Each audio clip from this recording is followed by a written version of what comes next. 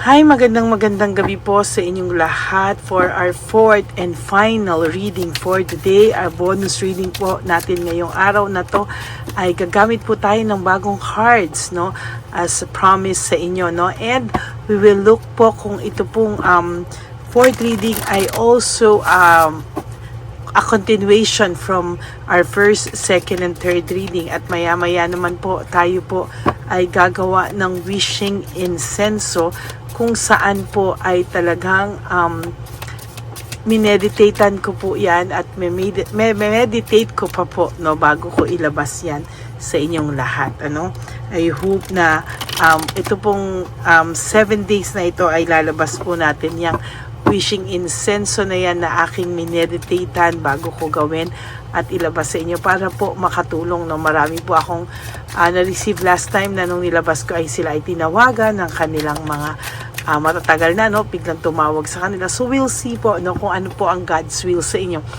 Kung yan po ay God's will sa inyo, ang mangyayari lamang naman po dyan ay ang mangyayari lang naman po dyan ay talaga pong papatawagin po sa inyo, no, kung ano man po ang para sa inyo ay talaga pong makikita po natin yan, at matutuwa po talaga tayo kung ito ay God's will po para sa inyong lahat. Okay?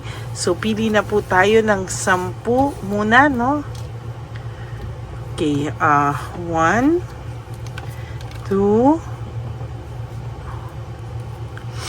3, 4, 5, 6, 7, 8, 9, 10.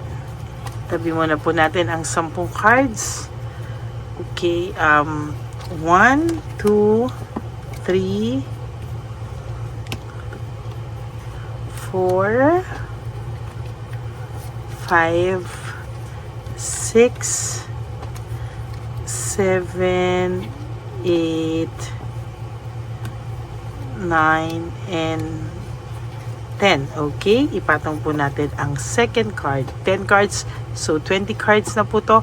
And pili pa po tayo ng isang 10 cards, no, for the third set na ating pipiliin. 2, 3, 4, 5, 6, 7, 8, 9, and 10. Itabi muna po natin ang ating mga cards na hindi po natin napili. Okay.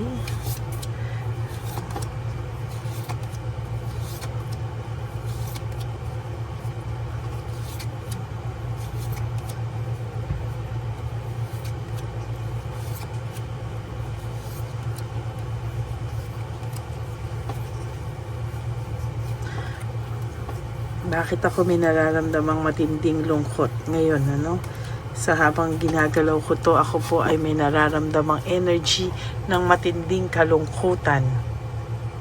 Sobrang pong lungkot ang nararamdaman ko ngayon at hindi ko po maipaliwanag, habang ako po ay ginagawa ko to, parang may matinding sobra po, yung lungkot ko na nararamdaman sa mga oras na to. As a matter of fact, may taong nag-iisip sa inyo sa mga oras na ito, nagsimula talaga nitong mga huling panahon, itong mga huling araw, ikaw po talaga ay naiisip nitong taong to at ito po ay nagre-reflect, Hindi niya po maintindihan yung sarili niya na ang pakiramdam niya po hindi ka na niya kinailangan, o yung mga huling parte ng relationship niyo parang hindi ka na po niya kailangan, parang nagkaroon na po siya o gusto na po niya ng buhay na malayo sa iyo, Hindi niya po maintindihan ngayon kung bakit all of a sudden bigla ka raw po niyang pumapasok sa isipan niya at bigla ka pong nagsusumiksik sa kanyang isipan, May pagbabago po, o wheel of fortune, may iibang umikot po ang mundo nyo, kung ikaw po ang palaisip sa taong ito, kung ikaw po yung tipo ng hindi nakakatulog, isip sa taong to, iba po yung nangyayari na baliktad po, no?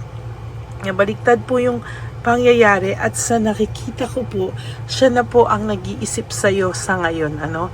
Kahit pa po sabihin mo na akala mo masaya na to because may third party po siya, hindi po yan totoo, no? Hindi ka po nawawala sa isipan ng taong ito at sa totoo lang po ay masaya po siyang naiisip ka, nagtataka din po siya sa sarili niya, and there will come a time, I guarantee you, sa ganitong energy na nababibes ko, nakukuha ko, at sa inyong card reading, hahabol po ito sa iyo. There will come a time na kung kailan ikaw ay nagkaroon na ng new beginning sa buhay mo, no, kung kailan close mo na yung chapter nyo, no, kung kailan ready ka na to face your new world again, your new self again, yung bagong mundo mo po, no, tsaka po niya marirealize na parang hindi siya papayag na mag-close ang chapter ng libro nyo. Hahabol at hahabol po sa ito sa huli, no? Pag ikaw po talaga, sinasabi sa'yo, ay nagdesisyon na talaga na ayaw mo na sa taong ito, there will come a time talaga po, sinasabi ko sa'yo, na hindi po siya papayag na mag-close ang inyong chapter o ang inyong libro, no? Hindi po siya papayag at talagang sa nakikita ko po, mahihirapan po itong tanggapin na ang magiging desisyon mo balang araw, no? Hindi niya po ito matatanggap at hindi po ganun kadaling matanggap niya na magsasara po ang inyong libro, no? Hindi niya matatanggap na isasara mo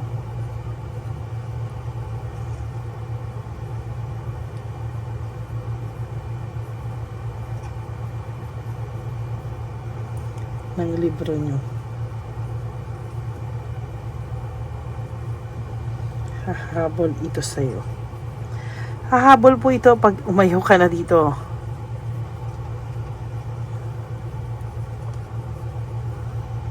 Hahabol po ito sa'yo pag naramdaman niya po na ayaw mo na sa kanya, pag naramdaman niya po na talagang in reality, ikaw ay umayaw na sa kanya, there will come a time that this person will realize all your efforts, lahat ng pagmamalasakit, lahat po ng ginawa mo sa kanya, no, hindi niya po matatanggap na ganun lang ay maiko-close mo na pala yung chapter nyong dalawa, no, hindi po ito makakapayag, and as a matter of fact, hindi po ito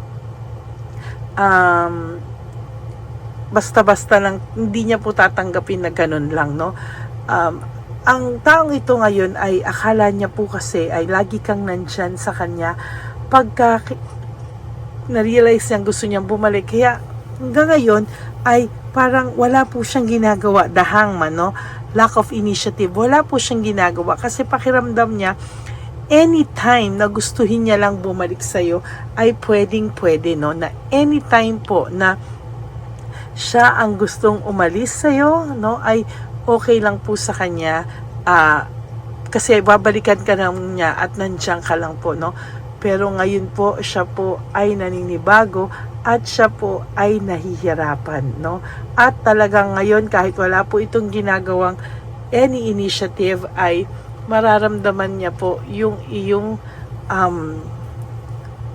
mararamdaman niya po yung pagkabagabag talaga at aligaga, no? Natuksodang puto talaga daw siya. Sabi niya, trinay lang naman niya kasi parang masarap yung feeling na may bago, masarap yung feeling na may bagong buhay, may bagong pagkakaabalahan, para siyang nabuhay ulit. Pero kapalit niyan po ay namatay din po ang kasiyahan na yan, namatay din po yung ganong feeling, no? Nawala din po yung spark, at sa huli, ikaw pa rin po ang kanyang hinahanap-hanap. Ngayon po ay panay ang pagbagsak, oh my God, the tower, no? January 1, no? Sa last reading natin today, no? Talagang lumabas na naman po itong the tower, no? Meaning, sa lahat po ng kanyang dinadala, at mas marami pa po siyang pagsubok na dadalhin. Ayan, no? Talagang hindi po ito makakapayag na talagang mawawala po ito ng ganun-ganun lang ang relasyon nyo sa kanya, or ikaw, no, personally, kasi kahit wala po kayong relasyon nito, ang akala niya po ay meron pa din, no, na ikaw ay pag-aari pa rin niya, no. Kaya lahat po ng pagbagsak sa kanya ng tadhana ay darating po yan sa kanya. Lahat ng pagguho, lahat po ay mararanasan niya po, no. There is this emotion, no, mixed emotion po siya sa mga oras na to, no. Kahit po kagabi o nung mga nakaraan, ano, talagang isip po ng isip sa iyo to. Kaya nga po sa live ko kanina, ang dami po nagsabi na may mga tumawag sa mga kaibigan nila, kamag-anak nila na kinakamusta po ang mga whereabouts nila o kinakamusta po sila, no. The Sun is in reverse is all about depression, ano. May depression po siya ngayon, may depression po siyang nararamdaman at hindi niya po talaga kakaila na talagang napakasaklap po ng kanyang nararanasan sa ngayon. Very disorganized ang kanyang buhay sa ngayon at hindi niya po alam kung paano niya po ito itatama o itutuwid, no? Dahil talaga pong hirap na siya. There is this financial struggle sa kanya, no? Hindi naman po siya sobrang wala nang makain, pero talagang may financial loss po sa taong ito. Wala rin po siyang motivation ngayon, no? No motivation, lack of passion. Parang nabubwisit po siya sa ano man po ang nangyayari sa buhay niya ngayon. And hindi niya po matanggap na hindi po siya masaya, no? Tong holiday na to, tong okasyon na to. Dahil daw pilit ka raw nagsusumiksik sa kanyang isipan at talagang ay isip niya na bakit parang dead ka na sa kanya. Parang hindi niya nararamdaman na ini-stalk mo siya, no? Parang kahit for some of you nag-i-stalk, pakiramdam niya po ay hindi na kayo, wala na kayong pakialam sa kanya. There is this indecisiveness, no? Hindi po siya makapag-desisyon, wala po siyang desisyon sa sarili niya na ginagawa as of the moment. Isip lang po to ng isip. At sabi ko nga po sa inyo, pag kayo po nalaman niya po na ayaw niyo na sa kanya, ay sinasabi ko po sa inyo na talagang hindi niya po matatanggap, no? Alam niya pong nasaktan niya kayo ng sobra kaya hindi po siya makabalik sa takot na i-deny mo lang siya o i-reject mo siya, no? Leaving behind, gusto niya pong iwanan ng lahat ng masasakit na nangyari po sa kanya, no? Talagang hindi niya po kinakaya ito at talagang gusto niya na pong magpahinga lang muna ang kanyang isipan, dahil alam niya po na kung ano po ang nangyayari sa kanya, siya po ngayon ang gumawa nito sa sarili niya at siya po ang nag-trap sa sarili niya at naging nagbiktima sa sarili niya, no? Na-anxiety po siya, no? Na-anxiety siya, natotrauma siya because lahat po ngayon ay parang palpak po sa buhay niya. Parang lahat po, even yung mga nag-impluwensya po sa kanya, ngayon po ay parang nagkakagulo sila at talagang ito po ay hindi niya maintindihan bakit parang nagba-backfire po sa kanya lahat, ano? At ang masakit pa dito, parang hindi ka na po niya maramdaman, ano? Hindi ka na po niya maramdaman at talagang nasasaktan po siya. Wala pong kasupo-suporta na yung mga taong nag-impluwensya sa kanya, no? So kung may problema po siya, iniiwanan lang po siya sa ere ng mga ito. Hindi po katulad nung araw na ikaw po ay all-out support sa taong ito. Panay po siya conflict sa buhay niya ngayon. Maybe conflict sa inyong karibal or conflict sa mga nanira sa inyo na akala niyo po kakampi niya. Ngayon po sila po yung nagtataluhan, sila po yung nag-aaway, sila po yung may conflict at sila po yung nagkakagulo. No, burnout ang taong ito. Sa totoo lang po, overstress po siya at hindi niya na po alam kung ano daw po ang mga susunod na magiging kaganapan sa buhay niya. Naiisip niya po yung connection nyo na kung gaano kayo kasaya nung araw, gaano mo siya minahal, pinagmalasakitan, pero lahat po yan ay tinapon niya lang ng ganun-ganun lang, no? Just like that, tinapon niya lang po ang inyong samahan, kaya ngayon po ay ina-isolate niya po ang sarili niya sa mga taong nag-impluwensya o nanira sa inyo, sa kanya, no? Disconnected po siya. Oh, yan, ina-isolate niya na, disconnected pa siya, no? disconnected pa siya sa sa mga taong ito, at ngayon po talaga ay wala po itong ginagawa kung hindi mag-isip sa'yo. Nakakaawa din naman po, no? Sa totoo lang, ay, ayan, may self-pity po siyang nararamdaman, naaawa po siya sa kanyang sarili, inaano niya po yung pagkawala niya sa'yo, at talaga pong hindi niya po alam kung ano ang kanyang gagawin. Talaga pong nakakaramdam po siya ng panghihinayang sa ngayon. Ano? This is talaga ang ganda po ng first, second, third, and fourth reading. Talagang lahat sila ay aligned sa isa't isa. No? Ayan, leaving behind, walking away, hindi niya po inakala talaga at talaga pong nalungkot siya. No, nalungkot po talaga siya na siya ay umalis sa buhay mo at sa relasyon niyo, no? There will come a time po na pag nakikita nitong may iba ka talaga, talagang hindi po ito, masasaktan po talaga ito, no? Sinasabi ko sa iyo, masasaktan ito lalo na kung nakakita ka talaga ng tao na higit sa kanya, at taong minamahal ka at mamahalin ka ng higit pa sa binigay nito, at nakikita niyang masaya ka, hindi po siya papayag na isara mo ang libro nyo at magsimula ka ng panibagong chapter sa buhay mo sa ibang tao. Hahabol at hahabol ito, magpapapansin po talaga ito. Siya po ang sumira sa inyo. Broken family, broken relationship, broken pride, shattered dreams, lahat po, no? Talagang inapakan kasi ng taong ito para talaga ang iyong pagkatao, ang iyong puso, no? Talagang sinaksak niya ng sinaksak. Ngayon gusto niya pong pumunta kung nasaan ka, gusto niya pong lumayo din, no? Sa mga taong nagbigay sa kanya ng maling desisyon, pero parang sa nakikita ko po ay talagang iniisip niya baka huli na daw po ang lahat, no? Magkakaroon ka po, mag-e-end po ang phase sa buhay mo ng, naku, may end of phase the world, no? End of phase, meaning patatapos po ang sakit na nararamdaman mo, makaka-adjust ka po sa buhay mo, magbabaliktad po talaga ang mundo nyo, no? Ay, nako, Diyos ko Lord. Ayan, no? There will come a time, hahabol po talaga to sa iyo, at talagang hindi ka po talaga poverty din, ano? Talagang maghihirap po ito ng kalooban at lahat-lahat na, at hindi ka po talaga mawawala sa isipan niya. That is for your last card. 1, 2, 4, 6, 10. Okay.